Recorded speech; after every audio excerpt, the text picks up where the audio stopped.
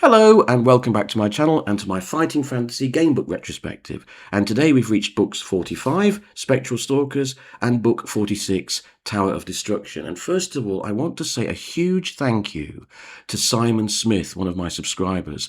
Last time you'll remember I told you I don't have a lot of the remaining books in the range. Simon has made it so that I have access to all of them. So this series will continue and it will finish and I will review all 59 books. Hooray! And lo, there was much rejoicing. And the second positive in this video is this. Spectral Stalkers, one of the finest books in the Fighting Fantasy range, no question. I bloody love this book. Let me tell you something, right? This is what I always wanted Fighting Fantasy to be, right? I know that there are some of you out there who wanted Fighting Fantasy to be always set on Titan and always be a dungeon crawl or whatever. I didn't. I loved the variety of the books. I liked going into Freeway Fighter in the world of Mad Max. I liked, going into the world of science fiction in Rebel Planet. I liked the way, you were a superhero in Appointment with Fear. I got a bit fed up always going back to Titan and fighting some necromancer. This book is about 20 fighting fantasy books in one.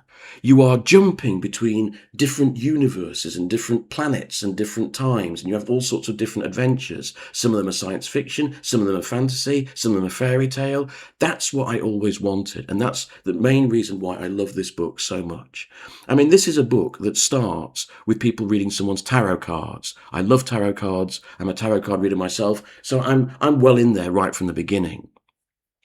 It's written by Peter Darvill Evans, who you'll remember had written Beneath Nightmare Castle, book 25, which I know many of you like for its Lovecraftian style.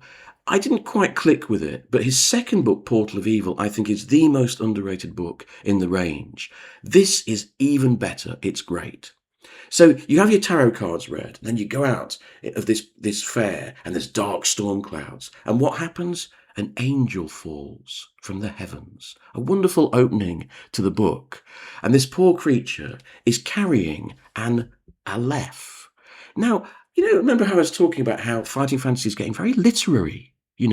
We had in Keep of the Lich Lord, we had a quotation from a Samuel Taylor Coleridge poem. Now we're getting references to Borges, the great Argentine writer of the early 20th century, one of the great influential writers of 20th century literature. The Aleph appears in one of his short stories, where it's this kind of like crystal ball. And when you look into it, you see into different universes and different, you see everything. You see the whole of universe, the whole of creation. And it's hidden under some stairs in a cellar in Borges' story. Well, here, this angel is carrying it. And, you look into it and suddenly you see all these different universes and places and you're transported. And the first place you're transported is a library where the receptionist is an old stuffy old dragon with pince-nez. You can imagine it being voiced by Maggie Smith, and she gets a bit querulous with you. We're in sort of Terry Pratchett stroke Douglas Adams Hitchhiker's Guide to the Galaxy territory here. And you're in this vast library of every book that's ever been published in the entire universe, or multiverses even. And you have to go off down this library, down huge mile-long corridors, finding odd little rooms with odd people in it. In one room, there's some aliens that look like those aliens from the first episode of Star Trek. Do you remember that weird pilot episode, The Cage? And they've got those big foreheads with rippling varicose veins. And they try to classify you. So you meet all these other people, some of them who help you and some of them who don't. But you're in this wonderful, rich fantasy world where anything can happen. You step out of this library and you could be in any world.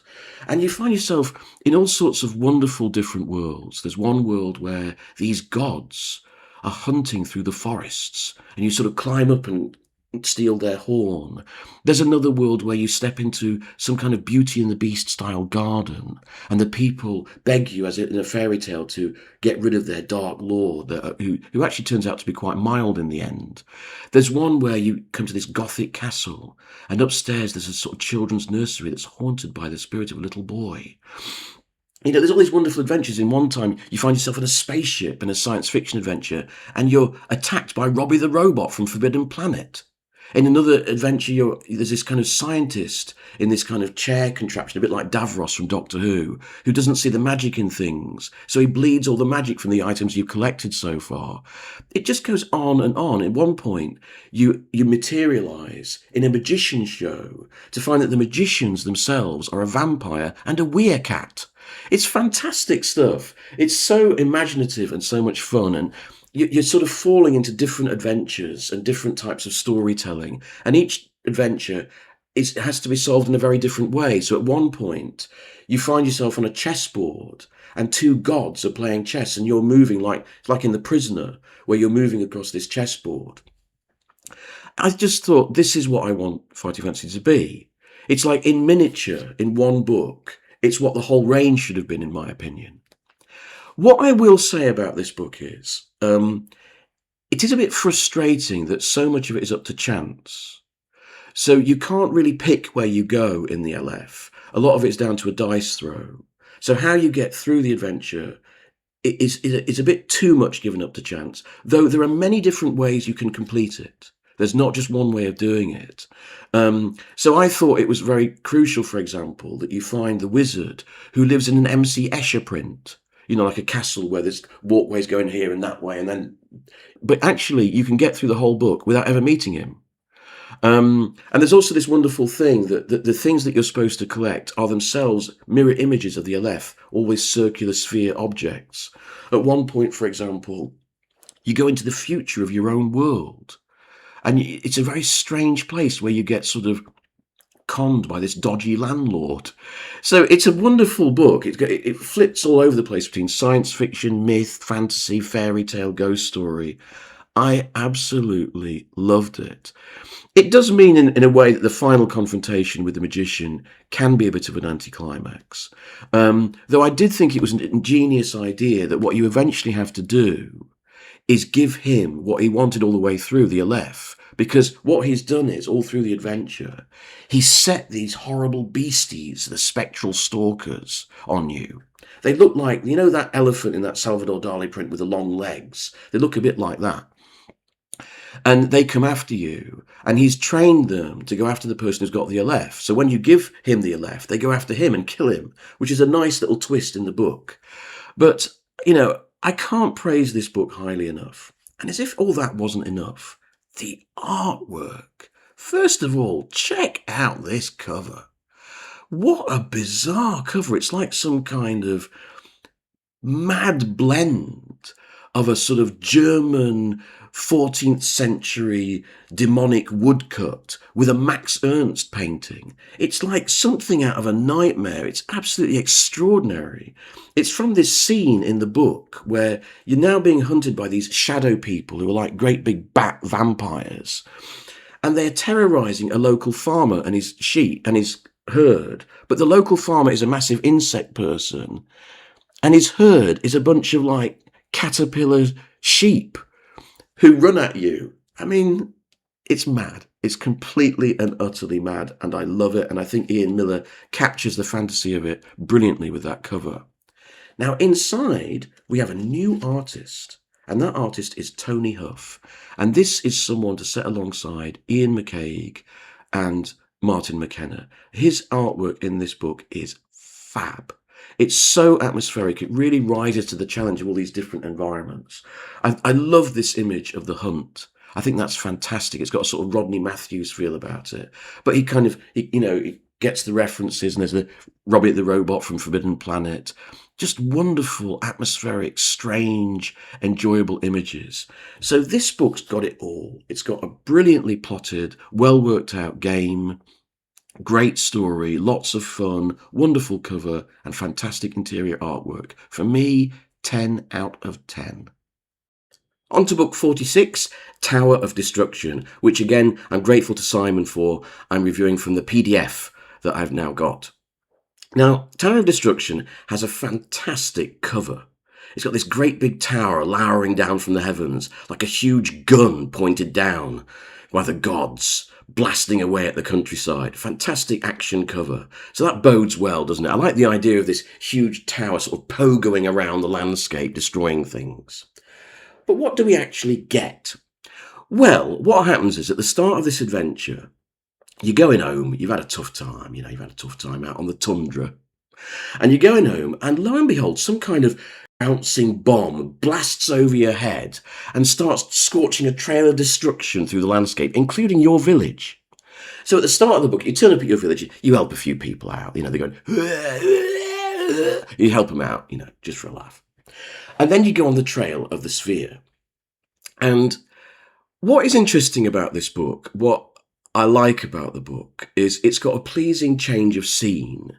So you're not just stuck in one kind of environment. So you get to the sphere and you get inside, and it's like a TARDIS. It's bigger on the inside than on the outside. And you come to this strange room with some stone golem chucking balls of molten rock down a tube. And you defeat them. And then what you've discovered by now is that he's some kind of necromancer. He's called Zeverin, and he's raised up the forces of darkness, and he's being assisted by some demon called Rehem or something. And together they're building this tower, this floating tower, which will go around destroying everything. So then you have to go to this ice palace. This bit was a bit confusing in the plot, but apparently this was the sort of last haven of the elves. And Zeverin has ransacked all the elves for all their equipment and all their potions and magic to do his evil stuff. And you've got to go to the Ice Palace, search around it, and find some stuff that will help you out. And Keith Martin, the writer, has precisely plotted the order and the safe path to go around the Ice Palace to make sure you get the right items. Then when you've got the right items, the tower turns up, you jump on it, invisible of course, and it's like some kind of steampunk nightmare, some industrial revolution nightmare with pistons going, and it's very hot. But you seem to defeat Zeverin and the demon rather easily. Then comes a wonderful sort of World War II thing where you have to parachute out of the tower as it's, and you have to parachute out. And then there's one last confrontation with Zeverin, and then you can go home. So there's a lot going on. There's a lot of different environments. There's a lot to do. The safe path is well worked out. I just don't know what it is about Keith Martin's books. I don't like them. It's not that they don't work. It's not that they're not well thought through. It's just I find them really boring. I don't know what it is. I can't put my finger on it.